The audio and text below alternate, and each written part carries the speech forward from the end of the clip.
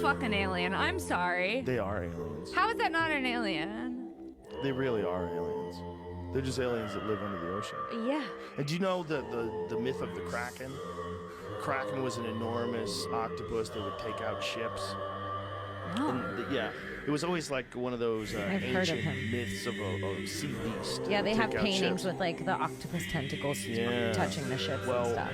One day, Oh shit. one day they found tentacle imprints, the imprints of the suction cups, that were massive. That would have indicated like an enormous octopus. Oh yeah, they were definitely taking down ships. So they think it was real. Yeah. They think at one point in time there really were massive octopuses. Smart enough to What do is it. that fossil, the fossilized version of the Kraken? So they found these fossils of the suction cups on the bottom of the ocean floor. And they were like, what? How did that happen? You're about to witness the real footage of the Sallie House hauntings. Oh, crap. This story is about a demon disguised as a little girl. There's a little girl that's standing right there. Let's get into the story. Trigger warning, because this is a very scary true ghost story. Everything from the evidence to the sound design to the storytelling, doing this to let you experience the fear that these families went through. So if that's not something that you want to see, then this video is not for you. But if you do like that, then this video is perfect. It's 1992 in a small town called Atchison in Kansas. And it is here where we find a beautiful house. This house was built in the 1800s, and married couple Tony and Deborah Pinkman decide that they should move in. They just had a baby, so they built a nursery upstairs. But then the strange things started happening. Doors flinging open. You take a picture of the door and something is floating in the doorway. The wax on their candles is going up. Not down with gravity, the wax is going up.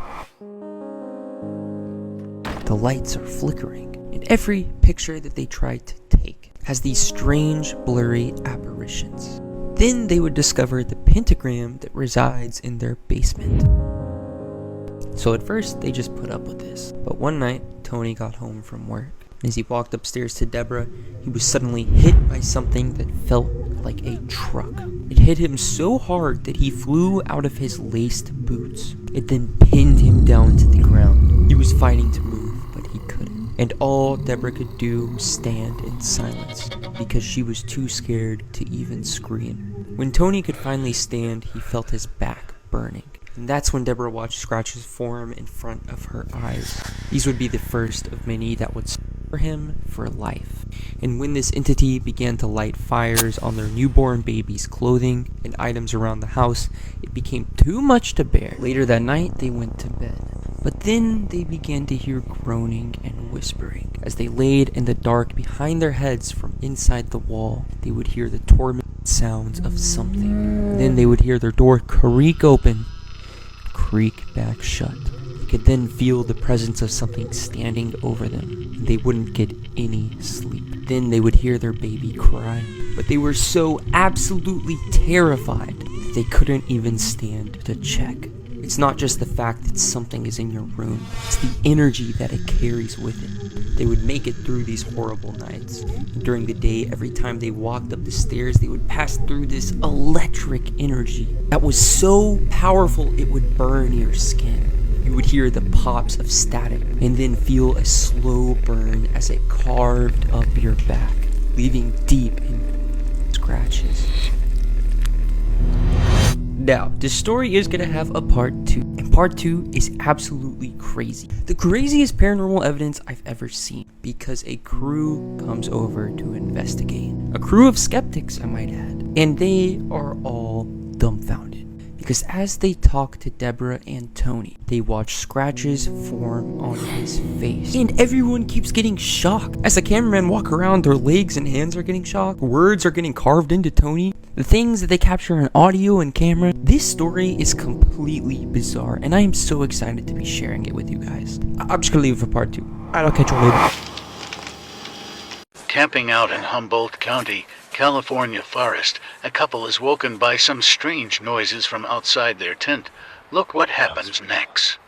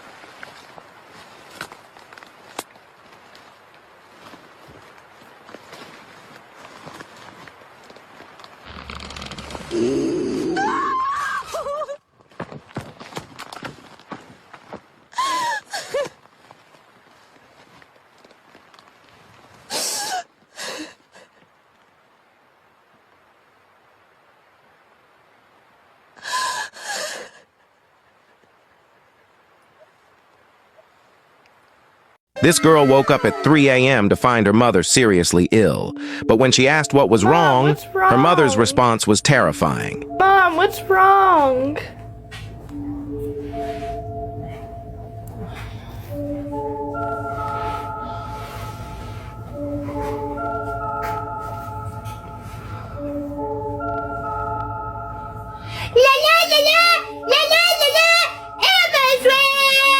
If this video isn't staged, something dark has taken hold of this woman. And whatever it is, isn't human. If this is real, an exorcism might be the only way to save her. But here's the twist. Subscribing might be the only way to protect yourself. Now watch this unsettling footage. Look at how this little boy reacts to a cross.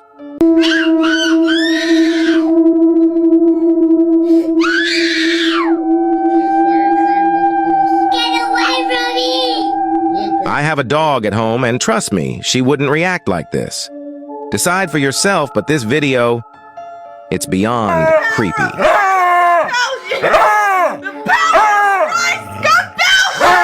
They wanted to show off by going to an amusement park at night, but I'm telling you, that's the worst thing you can do.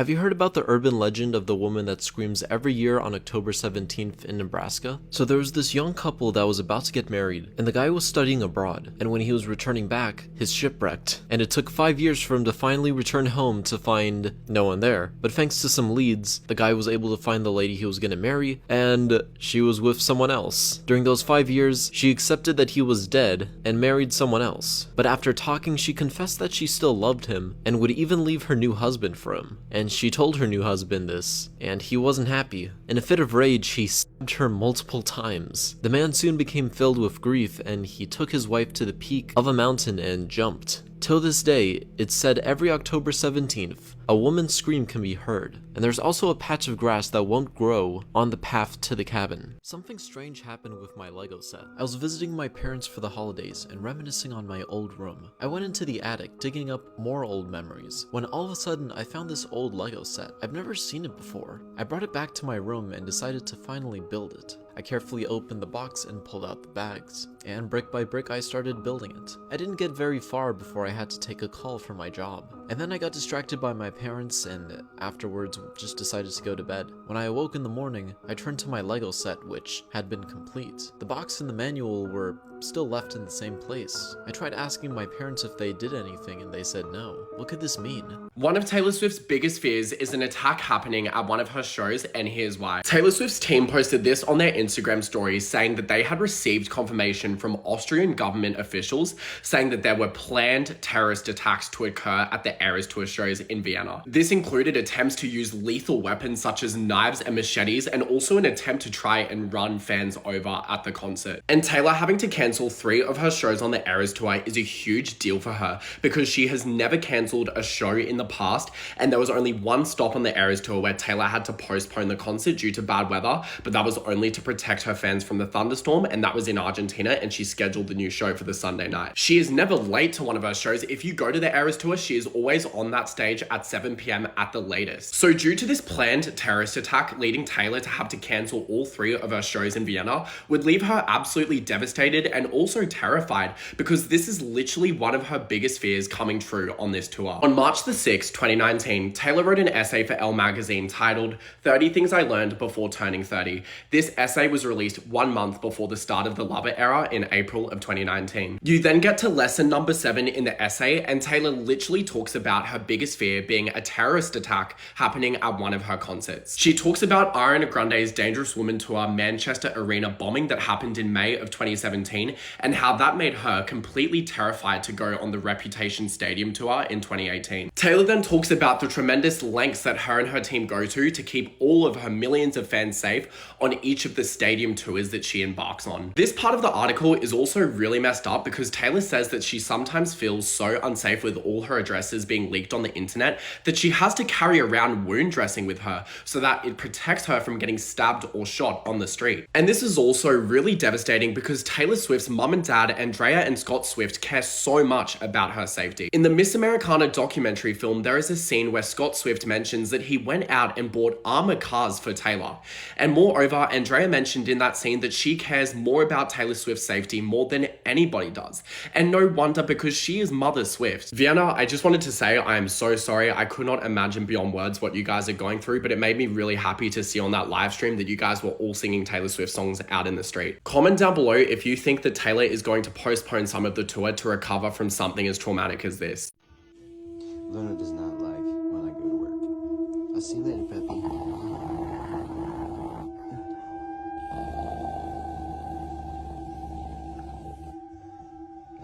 This monster is one of the most disturbing monsters I've ever covered, and that's saying a lot. The Nuku'alobi is a skinless torso attached to a skinless giant horse. When you first see him, all you see is raw red muscle and blood all over him. He is the worst of the worst. He cannot be talked to or reasoned with. He loves torturing and hurting people. Nuku'alobi comes from Scottish lore, and as tough as the Scots were, they were so scared of the Nuku'alobi, if they were to say his name, they would start praying immediately. It is said that its breath is so poisonous, it's able to harm life, destroy crops, and cause epidemics. Nukkalevi means devil of the sea, for that's where it lives. Another powerful being is able to keep him off land all summer until winter comes. With that being said, I hope you have a nice, short winter. There's really one place on Earth left where there's true cannibals. It's Papua New Guinea. I would just love to actually see these cannibalistic tribes. So I'd love to do that. Nobody has successfully, unless it's happened very recently that I'm unaware of, successfully done source to sea of the Congo River from guerrilla warfare, from crazy waterfalls, disease. That's an expedition I'd like to try. Those sound like very dangerous trips. Like visiting cannibals? Yeah, I mean, like, I don't know how to say this without sounding arrogant, but that's what sounds exciting to me. Taking that shot that other people aren't taking. Have people visited these cannibals and come out of there before? Yep. There was a Nat Geo photographer who got some incredible photos. They're called the Karaway tribe. He went in there, took him a while for them to kind of assimilate and get comfortable, and then he got these photos that are just mind-blowing. Now, how often do they practice cannibalism? It's not a daily thing. It is a spiritual thing where they actually eat the other tribes deceased after a war or an intertribal conflict as a way to like ward off bad spirits. So it's not like a daily thing. It's not like they're going out hunting each other. It's more like when these things occur, they have to eat a certain kill or a certain body to keep evil spirits at bay. What the hell is this? Thankfully, she didn't let him in, or she might not have been there to post the video. That dog was a skinwalker. Same for that deer, for instance. These strange creatures come from the Navajo culture. Typically, they roam around at night near forests. But lately, they've been getting closer and closer to towns. They take on the appearance of your pets or even humans in order to get near you. Their goal is simple: to take your skin. Often, their appearance is a bit odd, and their suspicious behavior gives them away. But you always have to be on your guard because they won't wait long before attacking you. Most of the time, you won't even realize it in time. So if one day you come across an animal or a human who seems to be a skinwalker, my advice is simple: run away fast, your life depends on it. They are very dangerous, and they won't miss you.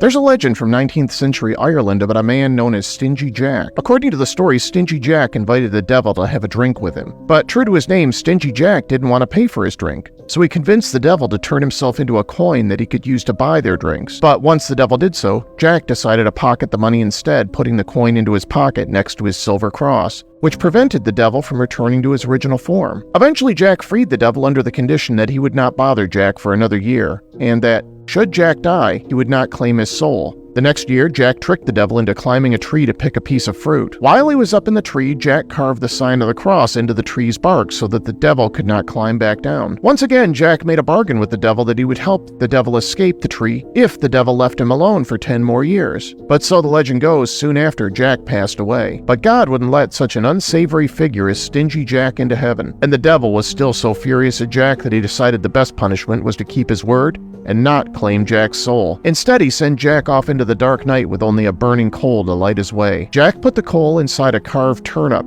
and has been roaming the earth ever since. The Irish began to refer to him as Jack of the Lantern, or more simply, Jack-o'-lantern. Ever since, people have carved scary faces into pumpkins and placed them next to windows or doors to scare Stingy Jack away every Halloween.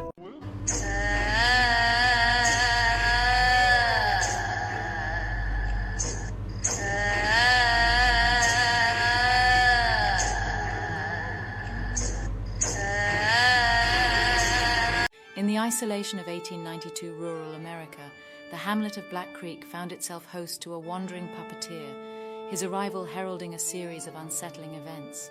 The puppeteer's marionettes, unnerving in their lifelike semblance, moved with an autonomy that chilled the marrow of even the hardest folk. Night after night, townsfolk gathered, drawn by morbid curiosity, to watch the puppet show under the flickering glow of oil lanterns. Each performance concluded, however, in a chilling realization.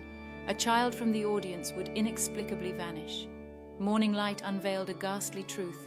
A new puppet would grace the puppeteer's stage, mirroring with haunting accuracy the likeness of the missing child. Whispers of dread and suspicion swept through the town, a feeling of impending doom hanging in the air, and yet the puppeteer packed his cart each dawn, leaving the traumatized hamlet behind, carrying with him the wooden visages of their lost children. So have you seen a guy in a picture that shows up with an upside down face? Yeah, so there's an urban legend where in pictures of tragedy, there's always a guy somewhere in the background with an upside down face. This is shown through history, fam. So this whole thing started with an artist who created this concept, and it's fucked. So it's a guy with an upside down face with a big grin. So his face is turned around, and every time he's shown in pictures, it's always in tragedy because the whole background story, he loves feeding off people's bad energy and traumas. So I'm gonna show you a few pictures, popular pictures, and the ones that you really wouldn't see it. So I'll show you the obvious ones. This is very old. In a car crash, who do you see, right? Okay. Wait, what? Next one, a car crash. This is the exact picture photographed. So look, in a New Year's party, what do you see in the background? A guy with an upside down face. The same party, that night, a guy passed away. Shit. At that party. Last one, boom. You see trail tracks, right? Yeah. At the back, you see his head. And this is one of the craziest train track accidents that happened in history, fam. A man thought his friend was in the basement, but suddenly he discovers something terrifying. Most of the time, this thing is called a skinwalker, usually takes the form of an animal or human, as seen in this video. Here, it took the form of a dog. Fortunately, the woman knows dogs well. She did not make the mistake. So, you are probably wondering where these guys come from. They originate from the Navajo culture, and essentially, they are creatures capable of taking the form of humans, or animals, with the aim to find us, as in this case, for example. A skinwalker ran my... In this video, we see one that took the form of a man. Most of the time, they linger at night and near places where there are forests, and they can take the form of any animal, although sometimes their appearance is a bit strange, and they have red eyes with a really uncoordinated gait. And their presence is very often of a critical class, like this one, for example. And consequently, fun fact, not fun at all, skinwalkers are originally witches who killed a relative.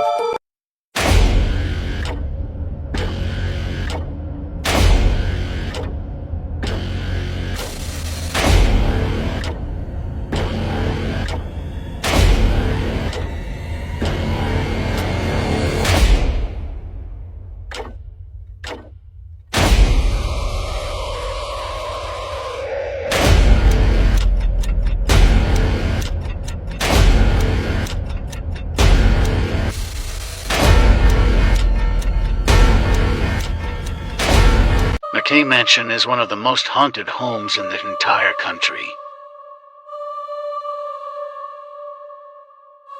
The owner lives in the basement and constantly sees to little girls.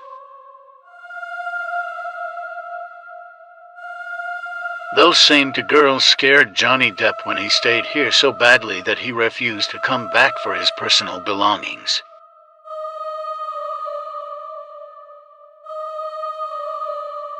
Secrets are hidden in Mount Shasta. In the early 20th century, a prospector named J.C. Brown stumbled upon an intriguing cave while searching for gold near Mount Shasta. He walked the tunnel for an impressive 11 miles, eventually reaching a forgotten city containing hieroglyphics. Going deeper into the city, he discovered a chamber holding 27 coffins, each containing a skeleton surpassing 10 feet in height. The entrance to this hidden city was discreetly covered and the knowledge tightly kept for years. Brown couldn't shake off his obsession with the discovery, and after 3 decades, he assembled a team of 80 explorers to further explore into the city. Yet, mysteriously, on the day they were set to embark, J.C. Brown vanished without a trace, never to be heard from again. Hikers are scared of Mount Shasta for many reasons.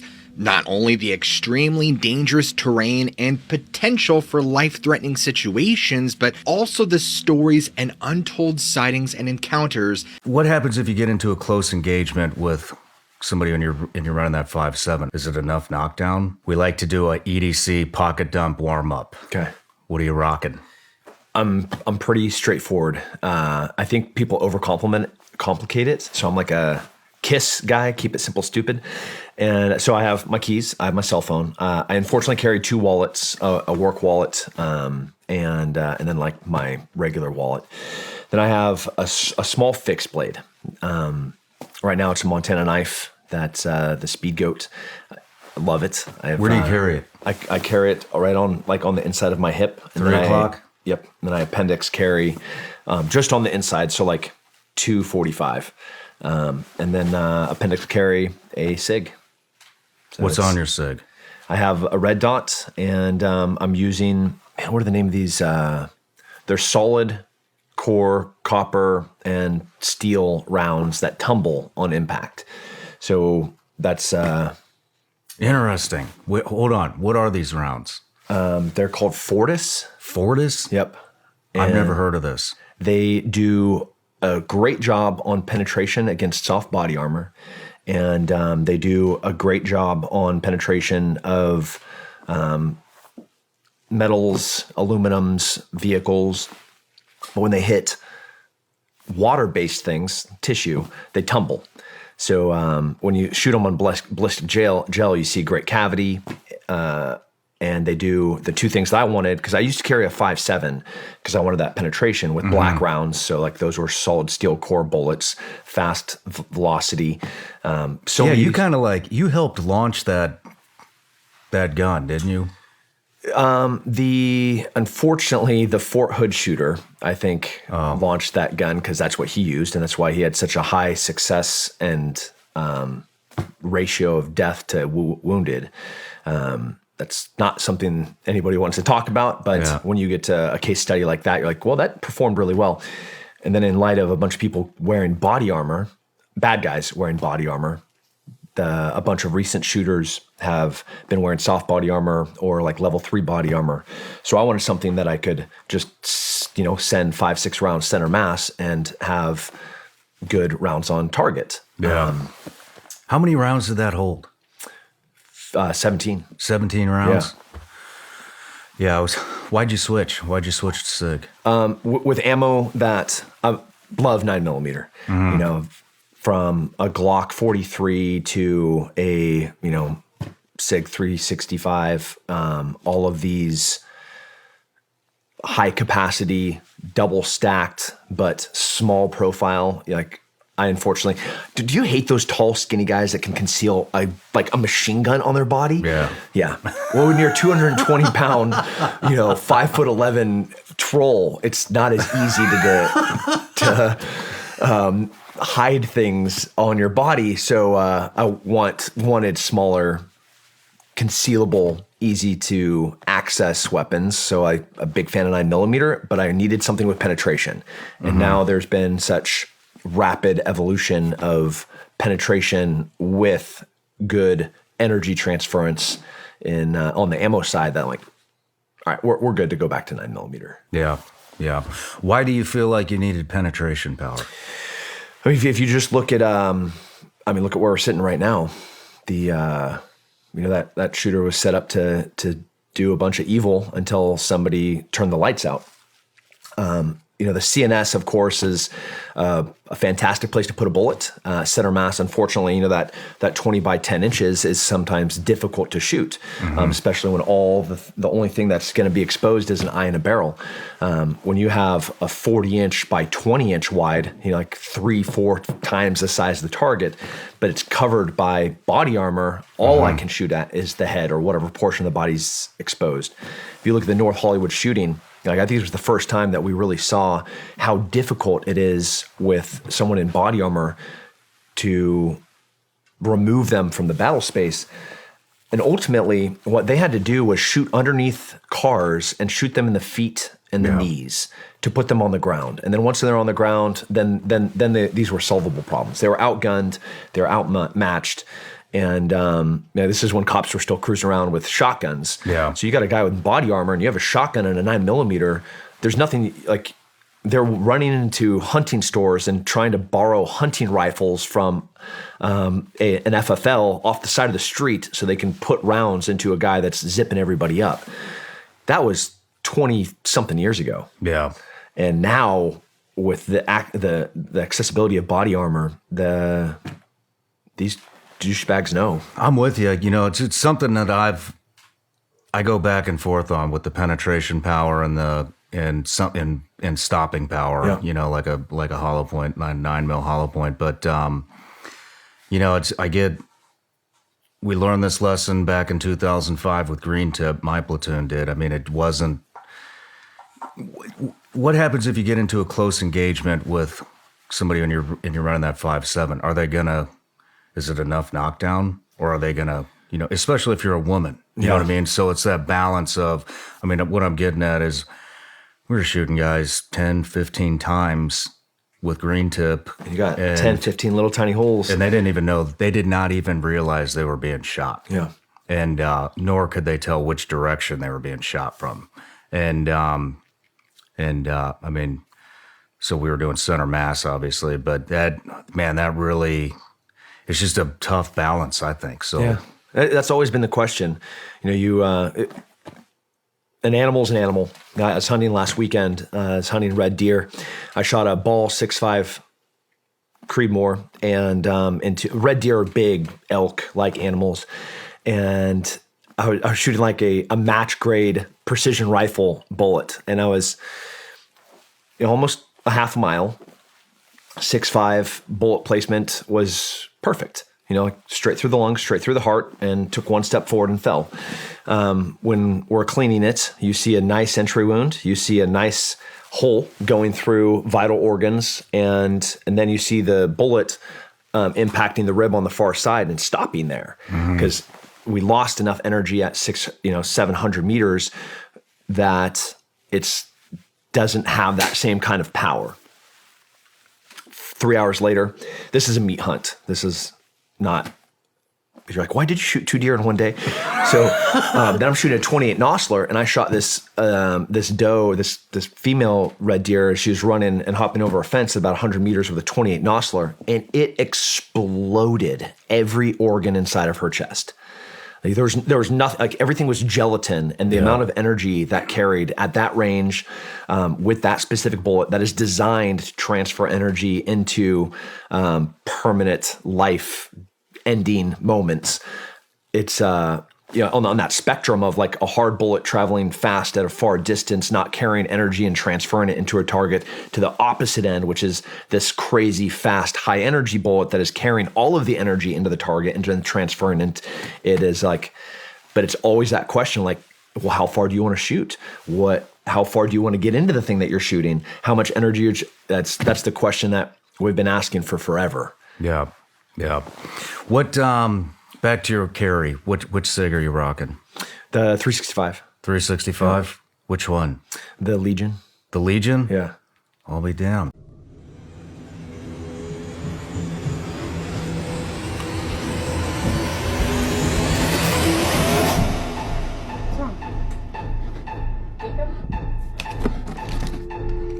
Your call is very important to us. Please hold. Your call is very important to us. Please hold. Your call is very important to us. Please hold. Bonnie.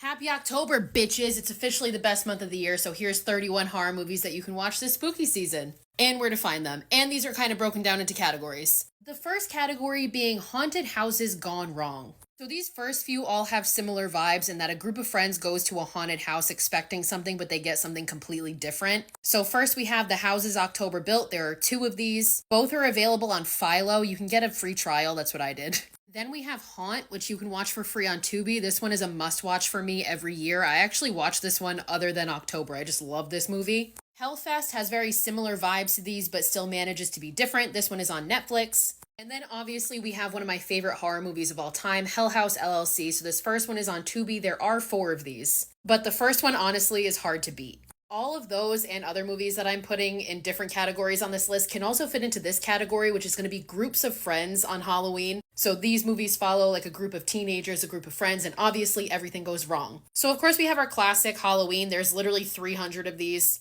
That's obviously an exaggeration, but there are 11 and 13 if you count Rob Zombies, which I highly recommend as well, or at least the first one. The original 1978 Halloween you can find for free on Plex. I'm not finding the other 12 for you. You gotta do that yourself. Also in this category, Dark Harvest, an underrated fucking banger. I watched this movie last year for the first time. I don't even think I watched it during Halloween, but I can't believe more people don't talk about this movie when we talk about Halloween movies. Criminally underrated. It's about this group of teenagers in this town that has this like supernatural legend. It's just really different and really cool, and you can watch this one on Amazon. Scary Stories to Tell in the Dark. I fucking love this one. This one has such a fall, spooky vibe, and it's really nostalgic, especially if you read these books as a kid, and this one is on Netflix right now. The Jester. This one has really bad ratings and a lot of people hate on it. I personally did not think it was terrible. And again, I think it's a very good spooky vibe fall Halloween movie. This one is about this like malevolent entity called the Jester that terrorizes this group of friends, specifically these two sisters on Halloween. And this one is currently on Shudder. Also on Shudder, another one that I think is just criminally underrated, Kids vs. Aliens. If you remember the VHS segment, I think it's from VHS 2 about the alien abduction. This is inspired by that. This is like the long version of that short. And this one is about these kids. Their parents go away for Halloween weekend, so they decide to throw a party, and it just turns into utter fucking chaos when these aliens decide to invade. Night of the Demons is a classic 80s horror movie. Like, this is another one that I feel like you can watch year round, but it especially hits during Halloween season, and this one is on Tubi right now. And rounding out this category is Cry Wolf, a 2000s core underrated banger. This one is a really fun and campy whodunit type movie that part of it takes place on Halloween, and you can rent it right now on Amazon. My next category only has a couple movies in it, but both are fucking bangers, and it's live broadcasts. Ghostwatch is a movie that it's a shame that more people don't know about it. I didn't even know about it until recently, and I only found out about it because it popped up on Shudder one day, which is where you can still watch it. And this one is about this group of broadcasters who decide to do this Halloween special investigating a haunted house, and it just spirals out of control. And you can tell that that movie definitely inspired Late Night with the Devil, also on Shudder. This one is a more recent movie. Obviously, it came out earlier this year, but same kind of idea as Ghostwatch in that they're trying to improve their ratings with this Halloween special, and it just turns into utter fucking chaos. Of course, I have to have a category for anthologies on here. The best anthology out there, and honestly, I would argue the movie with the greatest Halloween vibes, is Trick or Treat. This movie's a classic. It's a must-watch for me every year, and again, this is another one that I watch throughout the year because I just love it that much, and you can watch it on HBO Max. Tales of Halloween is not nearly as good as Trick or Treat, but it still just has that Halloween vibe to it that I absolutely love. It's super fun, super campy, and this one's on Tubi right now. VHS from 2012. So not all of the shorts in this anthology are Halloween themed, but the last one is, and it's fucking great. And you can watch this one right now on Tubi. All Hallows Eve. Obviously, I have to include this in here because I'm a fucking sucker for Art the Clown. I love him. And every single segment in this anthology features him in a different way, and I think it's fucking brilliant, and you can watch this one on Tubi right now.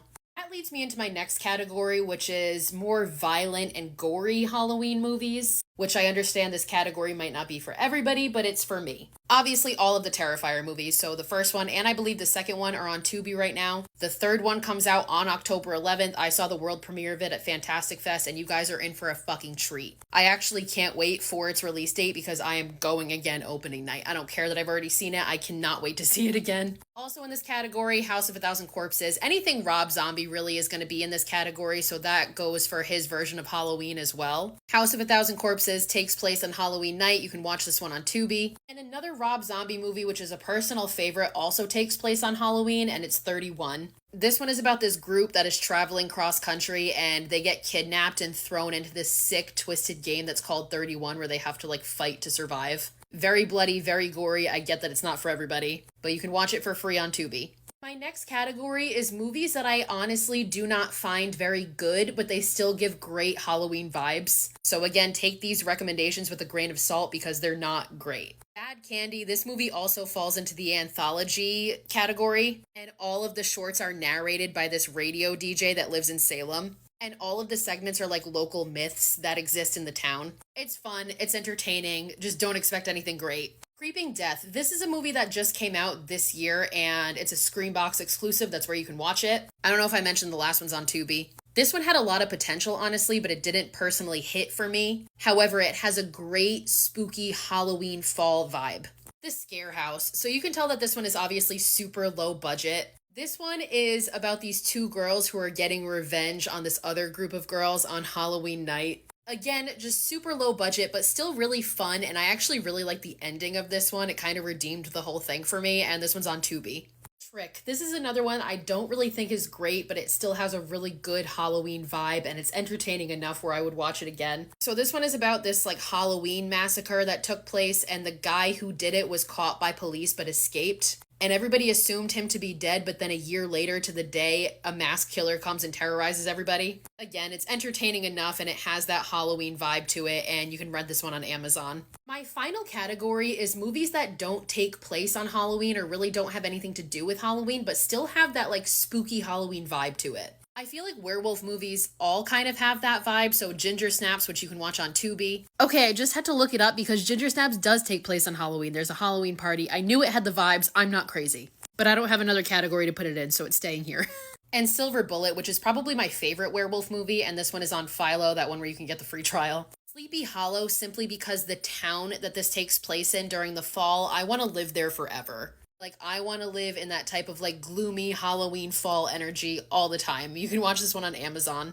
Hatchet. So this one takes place on Mardi Gras in New Orleans, so it's not Halloween at all. But again, just the way people are dressed up and, like, the lore behind it kind of gives me Halloween vibes. This one also falls into the category of the more, like, bloody, gory, violent movies, and you can watch this one on Tubi. Tarot. This is another one that came out this year, and again, this does not take place on Halloween, but the creature design and all of the different creatures in this movie give me Halloween vibes. A lot of people hated on this movie. I personally enjoyed it, and it's on Netflix right now. And finally, I have Cobweb. I honestly don't remember if this one takes place on Halloween. It might, because I remember pumpkin patches, but honestly, I didn't have another category to put it in. If the ending of this movie was stronger, this movie would have been a fucking 10 out of 10. But regardless, it still has its creepy moments and that like spooky Halloween vibe. And this one is currently streaming on Hulu.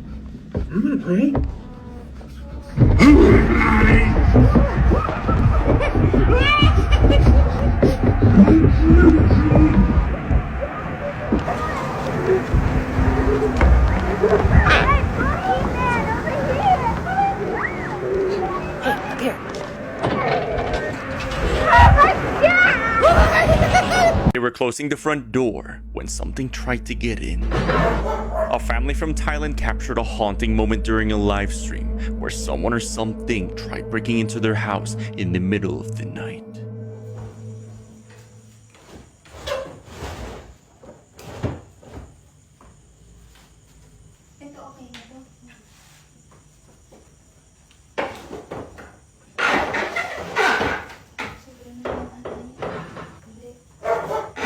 As they close their front door, something can be heard knocking, agitating their dogs.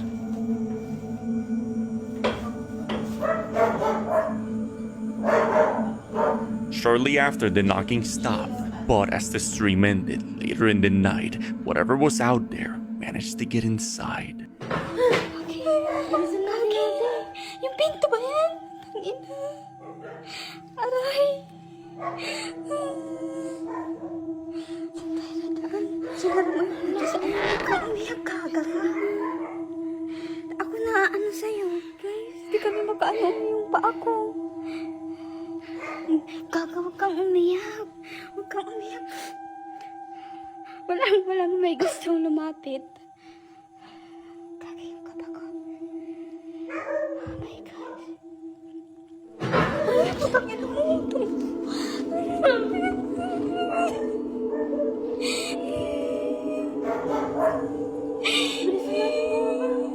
The door opens, scaring the girls, yet no one's there.